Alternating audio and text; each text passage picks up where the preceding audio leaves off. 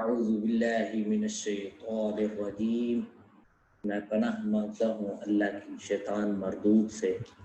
بسم اللہ الرحمن الرحیم، شروع کرتا ہوں اللہ کے نام سے جو بڑا مہربان نہایت رحم والا ہے۔ بسم اللہ الرحمن الرحیم۔ سورۃ الفلق، سورت نمبر 113۔ شروع کرتا ہوں اللہ تعالیٰ کے نام سے جو بڑا مہربان نہایت رحم والا ہے۔ قل اعوذ برب الفلق، آپ کہہ دیجئے کہ میں صبح کے رب کی پناہ میں آتا ہوں۔ قرآن کریم کی یہ آخری دو صورتیں معوذتین کہلاتی ہیں۔ یہ دونوں صورتیں اس وقت نازل ہوئی تھیں جب کچھ یہودیوں نے حضور اقدس صلی اللہ علیہ وسلم پر جادو کرنے کی کوشش کی تھی اور اس کے کچھ اثرات آپ پر ظاہر بھی ہوئے تھے۔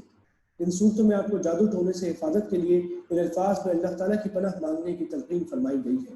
کئی احادیث سے ثابت ہوتا ہے کہ ان صورتوں کی تلاوت اور ان سے دم کرنا جادو کے اثرات دور کرنے کے لیے بہترین عمل ہے، اور حضور نبی کریم صلی اللہ علیہ وسلم رات کو سونے سے پہلے ان صورتوں کی تلاوت کر کے اپنے مبارک ہاتھوں پر دم کرتے اور پھر ان ہاتھوں کو پورے جسم پر پھیر لیتے تھے۔ من شر ما خلق، ہر اس چیز کے شر سے جو اس نے پیدا کی ہے، ومن شر غاسق اذا وقب، اور اندھیری رات کی تاریکی کے شر سے جب اس کا اندھیرا پھیل جائے۔ اندھیری رات کے شر سے خاص طور پر اس لیے پناہ مانگی گئی ہے کہ عام طور پر جادوگروں کی کاروائیاں رات کے اندھیرے میں ہوا کرتی ہیں۔ ومن شر النفاثات في العقد، اور گرہ لگا کر ان میں پھونکنے والیوں کے شر سے بھی۔ جانوں کے لفظ میں مرد اور عورت دونوں داخل ہیں۔ جادوگر مرد ہو یا عورت، دھاگے کے گنڈے بنا کر اس میں گرہیں لگاتے جاتے ہیں اور ان پر کچھ پڑھ پڑھ کر پھونکتے رہتے ہیں۔ ان کے شر سے پناہ مانگی گئی ہے۔ ومن شر حاسد اذا حسد، اور حسد کرنے والے کی برائی سے بھی جب وہ حسد کرنے لگے۔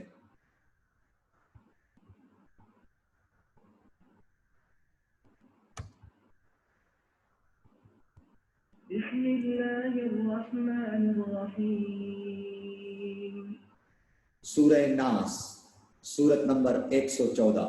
شروع کرتا ہوں اللہ تعالیٰ کے نام سے جو بڑا مہربان نہایت رحم والا ہے۔ قل اعوذ برب الناس، آپ کہہ دیجئے کہ میں لوگوں کے پروردگار کی پناہ میں آتا ہوں۔ پچھلی صورت کا حاشیہ نمبر 1 ملاحظہ فرمائیے۔ ملک الناس، لوگوں کے مالک کی، اور الہ الناس، لوگوں کے معبود کی پناہ میں۔ مطلب یہ ہے کہ اللہ تعالیٰ کی پناہ مانگتا ہوں جو سب کا پروردگار بھی ہے، صحیح معنوں میں سب کا بادشاہ بھی اور سب کا معبود حقیقی بھی۔ من شر الوسواس الخناس، وسوسہ ڈالنے والے، پیچھے ہٹ جانے والے کے شر سے۔ ایک مستند حدیث میں حضور نبی کریم صلی اللہ علیہ وسلم کا یہ ارشاد منقول ہے کہ جو بچہ بھی پیدا ہوتا ہے اس کے دل پر وسوسہ ڈالنے والا شیطان مسلط ہو جاتا ہے۔ جب وہ ہوش میں آ کر اللہ تعالیٰ کا ذکر کرتا ہے تو یہ وسوسہ ڈالنے والا پیچھے کو دبک جاتا ہے، اور جب وہ غافل ہوتا ہے تو دوبارہ آ کر وسوسے ڈالتا ہے۔ الذي يوسوس في صدور الناس، جو لوگوں کے سینوں میں وسوسہ ڈالتا ہے، من الجنة والناس، خواہ وہ جن میں سے ہو یا انسان میں سے۔ قرآن کریم نے سورہ انعام میں بتایا ہے کہ شیطان جنات میں سے بھی ہوتے ہیں اور انسانوں میں سے بھی۔ البتہ شیطان جو جنات میں سے ہے وہ نظر نہیں آتا اور دلوں میں وسوسے ڈالتا ہے، لیکن انسانوں میں سے جو شیطان ہوتے ہیں وہ نظر آتے ہیں، اور ان کی باتیں ایسی ہوتی ہیں کہ انہیں سن کر انسان کے دل میں طرح طرح کے برے خیالات اور وسوسے آ جاتے ہیں۔ اس لیے اس آیت کریمہ میں دونوں قسم کی وسوسہ ڈالنے والوں سے پناہ مانگی گئی ہے۔ ان آیتوں میں اگرچہ شیطان کے وسوسہ ڈالنے کی طاقت کا ذکر فرمایا گیا ہے، لیکن اللہ تعالیٰ کی پناہ مانگنے کی تلقین کر کے یہ بھی واضح فرما دیا گیا ہے کہ اللہ تعالیٰ کی پناہ مانگنے اور اس کا ذکر کرنے سے وہ پیچھے ہٹ جاتا ہے۔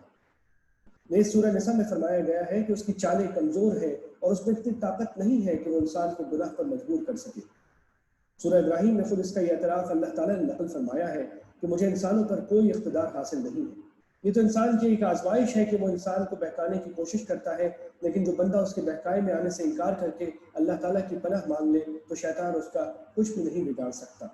قرآن کریم کا آغاز سورہ فاتحہ سے ہوا تھا، جس میں اللہ تعالیٰ کی حمد و ثنا کے بعد اللہ تعالیٰ ہی سے سیدھے راستے کی ہدایت کی دعا کی گئی ہے، اور اختتام سورہ ناس پر ہوا ہے جس میں شیطان کے شر سے پناہ مانگی گئی ہے، کیونکہ سیدھے راستے پر چلنے میں اس کے شر سے جو رکاوٹ پیدا ہو سکتی تھی اسے دور کرنے کا طریقہ بتایا گیا ہے۔ اللہ تعالیٰ ہم سب کو نفس اور شیطان دونوں کے شر سے اپنی پناہ میں رکھے، آمین ثم آمین۔ صدق اللہ العظیم، سچ کہا میرے اللہ نے جو بڑی عظمت والا ہے۔